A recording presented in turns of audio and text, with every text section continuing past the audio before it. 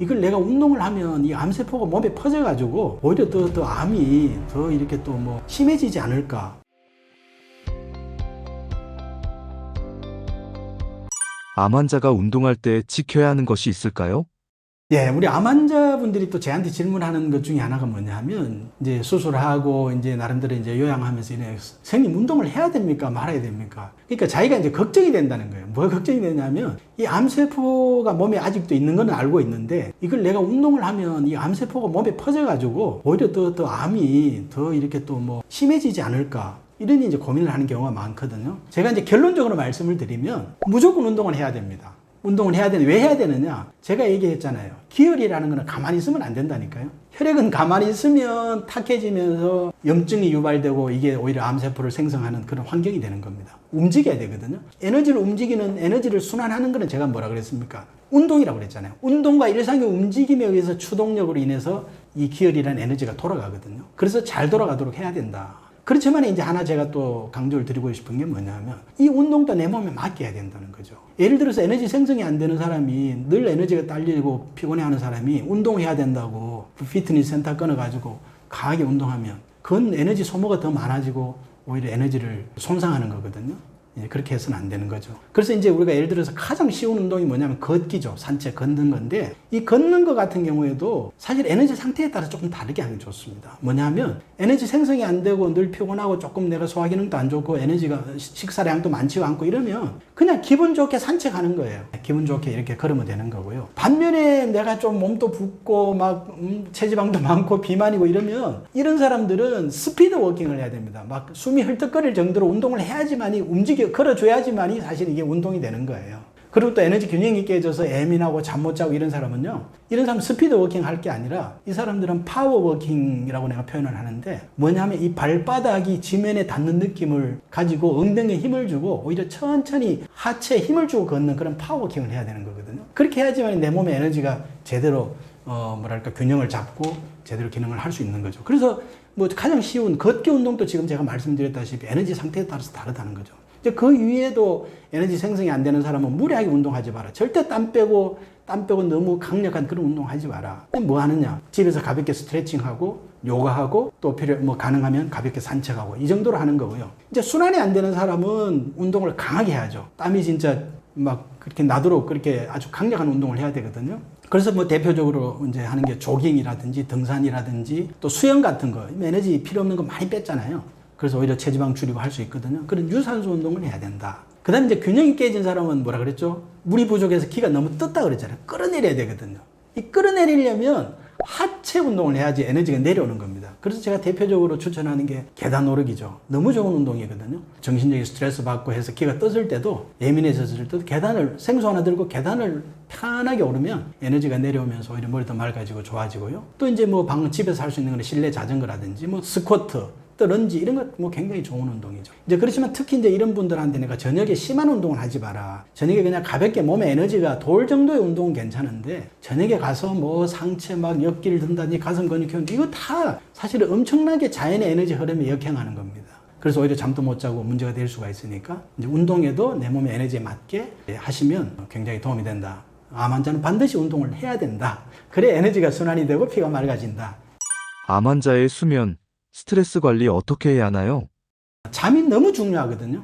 사실은 우리가 몸의 에너지 특히 정상화하고 몸의 내 환경을 바꾸는데 먹는 것도 중요하고 제가 운동도 중요하다고 얘기를 했습니다만 그 중에서 가장 중요한 거 진짜 중요한 게 잠이라고 저는 말씀을 드리고 싶습니다. 이 잠에도 그냥 무조건 뭐 많이 자면 되는 게 아니라 잠에도 가장 중요한 원리가 뭐냐면 우리 눈에 보이지 않는 자연의 에너지 리듬을 타라.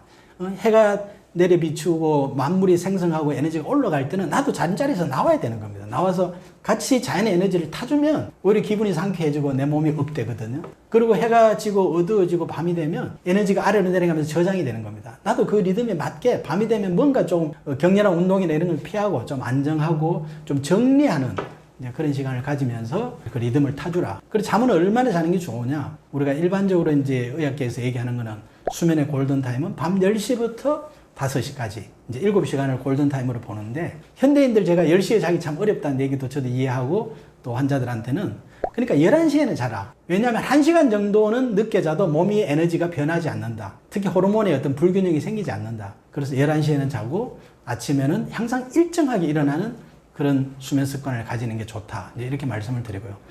이 잠도 마찬가지 에너지에 따라서 이제 제가 조금 강조될 부분을 말씀을 드리면 이제 생성이 안 되는 사람은 에너지가 딸리잖아요. 그러니까 잠을 조금 길게 자야 됩니다. 이런 사람들은 10시부터 5시까지를 포함해서 뭐 7시간인데 저는 이런 사람들은 오히려 8시간, 9시간 자야지만이 오히려 좋은 컨디션을 유지할 수가 있고요. 특히 이제 순환이 안 되는 사람한테 제가 꼭 강조를 드리는 게 뭐냐면 특히 이제 비만 관리, 내 몸에 체지방이 많다. 이런 사람들한테는 저는 먹는 거 신경 특별히 얘기 안 합니다. 그리고 뭐 당연히 먹는 것도 중요하면 운동 제가 하라는 얘기 별로 안 해요. 저는 다른 거 하지 말고 반드시 11시 전에는 자라. 예, 왜냐하면 이게 11시를 넘기면 아까 호르몬의 균형이 깨진다 그랬잖아요. 특히 식욕 관련된 호르몬이 깨지거든요. 식욕을 막 촉진하는 그렐린이라는 게 나와서 야식의 유혹도 생기고 이제 이렇게 되면 평소에 내 의지대로 이 식욕을 어느 순간에는 무너지고 컨트롤 할 수가 없게 되고 또 폭식하면 위가 늘어나기 때문에 위가 늘어나 버리면 위가 어느 정도 찰 때까지는 이 포만감이 안 생기기 때문에 과식하게 될 수밖에 없는 겁니다. 그래서 11시 전에 수면을 제가 꼭 강조를 드리고요. 특히 이제 균형에 문제가 있고 잠 못 자고 예민한 사람들은 이제 깊은 수면을 위해서 운동이라든지 우리가 수면에서 하는 운동 이런 것들은 아까 말씀드렸던 그런 구글에서 카이닥을 들어가서 검색을 해보면 에너지 균형에 도움이 되는 수면 운동법도 있고 또 평소에 해야 되는 어떤 그런 생활 수면 위생이라고 그러거든요. 그런 것들도 있으니까 한번 참고해 보시면 좋겠습니다. 제가 이제 간혹 이제 환자분들한테 우리 건강이 가장 중요하고 가장 뭐랄까 신경 써야 될 게 뭔 것 같아요 이러면 환자분들은 요즘 현대인들이 대부분 얘기하는 게 뭐냐면 스트레스 얘기를 해요. 아 선생님 스트레스가 가장 건강의 적 아닙니까? 이렇게 얘기를 합니다. 그게 맞기는 맞아요. 그게 맞는데 이 스트레스가 왜 이렇게 몸을 건강에 문제를 일으키는 가장 일반인들이 그렇게 인식을 하게 되느냐 하면 그 원리를 알게 되면 사실 우리가 스트레스를 또 푸는 것도 좀 더 우리가 쉽게 풀 수가 있거든요. 이 뭐냐 하면 우리가 스트레스를 받으면요. 제가 얘기했지 않습니까? 우리가 몸의 건강이라는 거는 필요한 에너지가 잘 만들어져서 또 심폐의 어떤 순환 기능을 통해서 잘 순환하고 이 균형 일종의 밸런스를 이루면서 잘 순환을 해줘야 되는데 이 스트레스를 받게 되면 몸의 에너지를 일시적으로 정지를 시켜버립니다. 에너지를 딱 그냥 정체시켜버려요. 쉽게 말하면 기가 막히는 거죠. 기 아까 얘기했지 않습니까? 에너지라고. 에너지가 막혀버리는 거예요. 이제 그렇게 되면 기혈의 에너지가 순환이 정체가 되게 되고 만병이 이제 염증이 생기면서 모든 병이 생성이 되거든요. 특히 이제 제가 우리 암 환자분들한테도 말씀을 드리고 싶은 게 뭐냐면 우리 아마 주위에 그런 분들을 우리 보는 경우가 꽤 있을 겁니다. 뭐냐면 비록 몸에 암이 있고 고생을 뭐 하더라도 평상시 진단받기 전까지는 그런 대로 생활하셨어요. 하셨는데 몸이 안 좋아서 병원에 가서 진단을 딱 받고 무슨 암인 몇 기입니다. 딱 얘기를 듣는 순간 그 사람 한 3개월 내로 특별히 어떤 걸 하질 않는데 한두 달, 두세 달 내에 몸이 급격하게 문제가 생기는 경우 아마 보셨을 겁니다. 그게 뭐냐면 그 암이라는 거, 아, 나는 이미 이제 시한부 인생이구나. 이런 어떤 암에 대한 정확한 본질을 이해하지 못하고 이제 그런 생각을 하면서 나는 이제 이미 끝났구나. 이런 생각을 하면서 그걸로 인해서 모든 기혈의 에너지 흐름이 정체가 되어버리는 거거든요. 이제 그게 사실은 가장 큰 적입니다. 특히 이제 암 환자들한테 제가 가장 큰 적이 뭐냐? 일종의 공포죠. 암에 대한 공포. 그걸 벗어나려면 이제 암에 대한 본질을 이해하면 우리가 해결책도 나오고 방법도 나온다. 자, 이제 결론적으로 말씀을 드리면 우리는 암에 대한 정확한 본질을 인식하는 게 중요하다. 그 암이라는 게 우리가 몹쓸 병이 뭐 어떤 세균이 우리 코로나 같은 그런 균이 들어와서 생긴 것도 아니고 사실은 내 몸의 에너지가 지금 문제가 있다라는 어떻게 보면 나한테 보내주는 마지막 어떻게 보면 신호라고 생각을 하시면 됩니다. 그래서 내 몸의 기혈 에너지가 보내는 신호고요. 그 기혈 에너지가 보내는 신호가 뭐냐면 내 피를 좀 맑게 해주라. 내 영양분을 좀 맑게 해서 좋은 원료를 좀 공급해주고 또 피를 좀 맑게 해서 면역 기능으로서 필요 없이 우리가 제품을 만들다 보면 생기는 이 암세포를 좀 없애주도록 좀 깨끗하게 좀 해주라라는 그런 신호라고 이해를 하시면 될 거고. 그럼 이제 그걸 위해서 구체적인 방법은 여러분들은 제가 말씀드렸던 우리가 먹는 채소나 또는 뭐 곡류라든지 뭐 과일이라든지 이런 식품들 중에 색깔이 진한 거 이게 다 이제 항산화의 슈퍼푸드니까요. 이런 슈퍼푸드를 골고루 제가 이제 에너지 상태에 따른 식단도 제가 추천을 해드렸습니다. 많은 이제 그런 걸 좀 많이 평소에 드시고 이제 그런 걸 드실 때도 가능하면 내 몸의 에너지를 한번 카이닥으로 진단해보고 또 거기에 맞는 생활법이 이제 노비노 생활 건강법이니까요. 이제 거기에 맞춰서 생활을 하시면 좋겠다 이렇게 말씀을 드리겠습니다. 구독자분들께 해주고 싶은 말씀이 있으신가요?